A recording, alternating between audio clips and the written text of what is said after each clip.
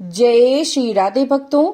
देव अपराध क्षमापन स्तोत्र आदि शंकराचार्य जी द्वारा रचित स्तोत्र है जो मां भगवती को समर्पित है।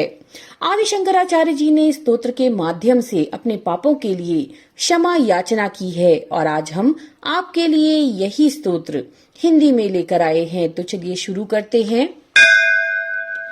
हे मां, न मैं मंत्र जानता हूँ न यंत्र, मुझे स्तुति का भी ज्ञान नहीं, न आवाहन का पता न ध्यान का, स्तोत्र और कथा की भी जानकारी नहीं। न तो आपकी मुद्राएं जानता हूँ और न मुझे व्याकुल होकर विलाप करना आता है। लेकिन मैं एक बात जानता हूँ, केवल आपका अनुसरण करना, आपके पीछे चलना, जो सब क्लेशों को, समस्त दुख विपत्तियों को हर लेने वाला है। सबका उद्धार करने वाली कल्याणमयी माता, मुझे पूजा की विधि का ज्ञान नहीं और मेरे पास धन का भी अभाव है। स्वभाव से भी मैं आलसी हूँ, मुझे ठीक ठीक पूजा का संपादन भी नहीं हो पाता। इन सब कारणों से आपके चरणों की सेवा में जो त्रुटि रह गई हो उसे क्षमा कीजिए माँ, क्योंकि कुपुत्र का होना तो संभव है, लेकिन माँ कभी कुमाता नहीं होती। हे माँ, इस पृथ्वी पर आपके सीधे साधे पुत्र तो बहुत सारे हैं, लेकिन उनमें से एक मैं बहुत ही चपल आपका बालक हूँ। मेरे जैसा चंचल कोई विरला ही होगा। हे शिवे, मेरा जो ये त्याग हुआ है यह आपके लिए कदापि उचित नहीं, क्योंकि संसार में कुपुत्र का होना संभव है लेकिन कुमाता नहीं होती। हे जगदम्ब, हे माँ, मैंने आपके चरणों की सेवा कभी नहीं की।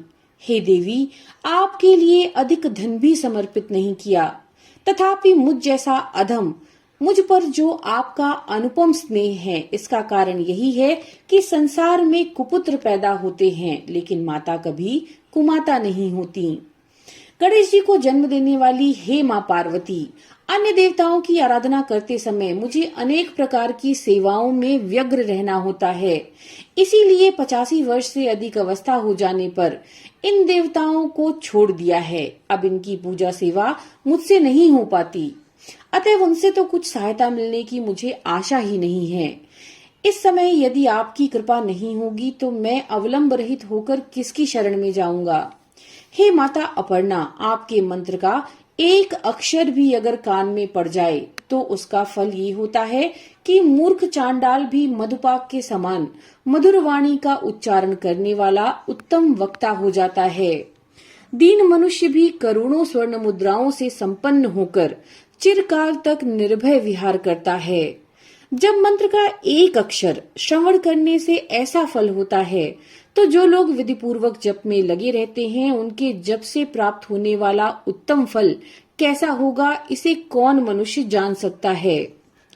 हे भवानी, जो अपने अंगों में चिता की राख बबूत लपेटे रहते हैं, विष जिनका भोजन है, जो दिगंबर धारी हैं, मस्तक पर जटा और कंठ में वासुकी नाग को हार के रूप में धारण करते हैं, जिनके हाथ में कपाल शोभा पाता है, ऐसे भूतनाथ पशुपति भी जो एकमात्र जगदीश की पदवी धारण करते हैं, उसका क्या कारण है?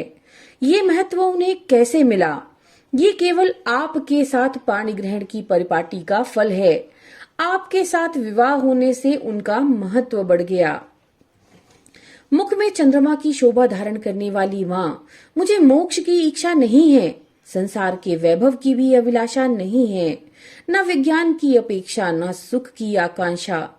अतः आपसे मेरी यही याचना है कि मेरा जन्म मृणाली, रुद्राणी, शिव शिव, भवानी इन नामों का जप करते हुए बीते। हे माँ श्यामा, नाना प्रकार की पूजन सामग्रियों से कभी विधि पूर्वक आपकी आराधना मुझसे नहीं हो सकी। सदा कठोर भाव का चिंतन कराने वाली मेरी वाणी ने कौन सा अपराध नहीं किया, फिर भी आप स्वयं ही प्रयत्न करके मुझ अनाथ पर जो कुछ भी कृपा दृष्टि करती हैं, हे माँ, ये आपके ही योग्य है। आप जैसी दयामयी माता ही मेरे जैसे कुपुत्र को भी आश्रय दे सकती हैं।